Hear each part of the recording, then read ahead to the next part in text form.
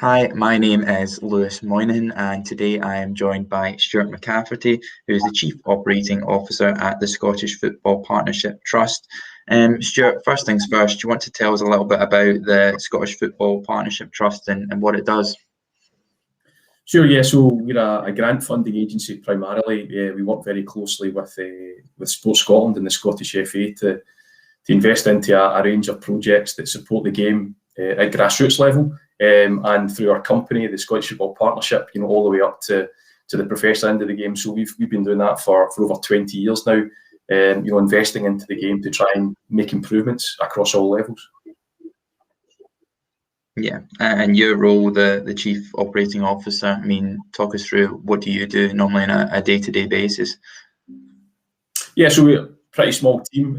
We only have myself and one other full-time staff member, and my job is varied. It's about running the company and the charity, and having obviously the interaction with many different organisations and clubs, stakeholders that they come to us for help and support. So my job is varied from overseeing finance, supporting applicants, giving some advice on projects, social media, communications, everything. We're a small team, and we operate in such a way that we're able to make sure that we spend as little as we can to ensure that the funds that we have are able to go out to the clubs and the organisations that we want to support.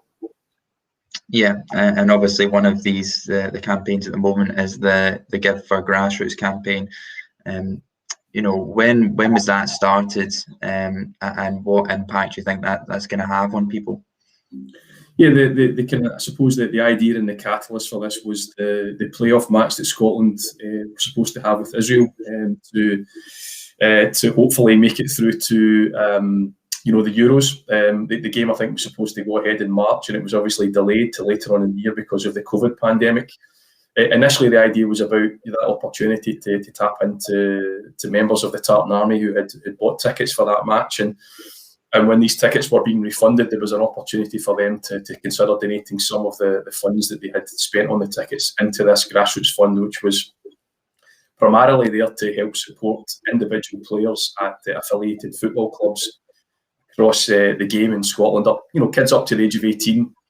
And it was all about trying to support a critical need to help them stay on the pitch as the pandemic continued to affect football at grassroots level, and obviously individual players whose parents perhaps could be suffering, financial hardship through losing their job or a reduction in income.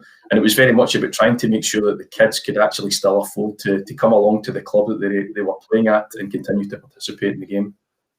Yeah, so am I right in saying these funds have been available for the past week or so for people to apply for it now? So can you tell us a little bit about how people can apply for these funds?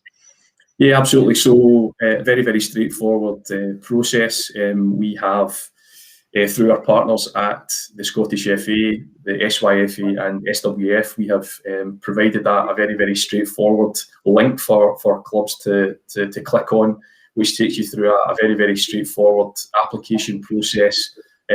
Round one of the fund is open, as you say. It opened last week and concludes on the 14th of May. So clubs can apply at the moment on behalf of up to 5 players at their club who are suffering and who are looking, who the club are looking to support, looking to cover critical costs such as monthly membership fees for the players, and other kit and equipment, and perhaps other things that they may require to keep them on the pitch. So we've tried not to be overly prescriptive. If there's something that the clubs feel that the players need to keep them on the pitch, then there's an opportunity for them to ask for a bit of support through this fund, and we'll assess after round one the uptake, and perhaps have a round two if required.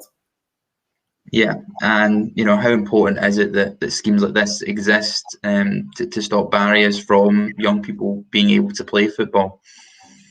Well, I think at the moment where we do have barriers. Let's not kid ourselves. There are many children in this country who don't get to play football. They don't get to play other sports because they can't afford it. Their parents can't afford to send them.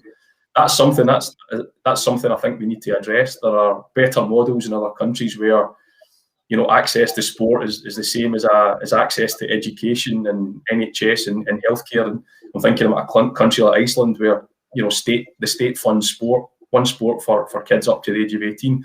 Until we get to that point in this country, I think schemes like this are important to keep the kids who are playing on the pitch, the kids who are maybe going to drop off. This fund, unfortunately, isn't going to help everyone. It's not going to help the kids who at the moment weren't getting to participate because of these financial barriers. So I believe that that's something that we need to look at, and that's got to be the governing bodies from all sports collaborating positively with the Scottish Government to look at how we can address that and make it that, actually make it, funds like this actually redundant. In the future, I hope we never have to have this type of fund, because there should be no barrier to any child getting a chance at sport. It's so important for them. I think we've seen that through the pandemic, that having a healthy, a healthy approach to life is clearly going to stand you in good stead if things are coming like this at us in the future.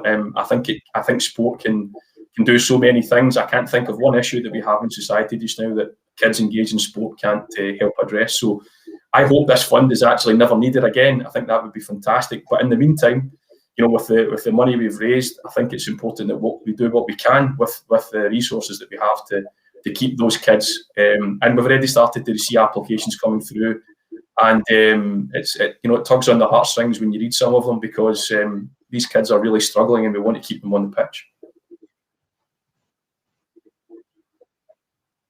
Yeah, I mean, you mentioned there about the Scotland game and people fundraising for that.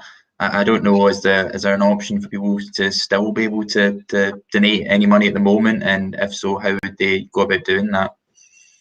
Yeah, so we have continued to keep the page live. So if anyone is interested, there's a giving platform via Virgin Banking. So if you search for the Give for Grassroots Fund, you will find it there. There's also some details via the Scottish FA's website, and anyone who reads our magazine, Keep You Uppy, which again sits on our website. If you click through the magazine, there's a section there which again gives you an idea of the fund, and again there's a simple link to click on, and it's a wee bit like any sort of giving page that people have seen in the past, and it's done through the Virgin Giving platform. Very, very straightforward opportunity to donate and also potentially add gift aid if applicable.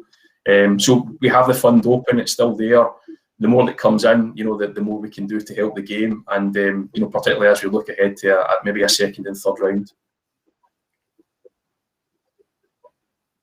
Yeah. Okay. Well, thanks very much for your time, Stuart. It's much appreciated. Pleasure. Thank you. Okay. See you.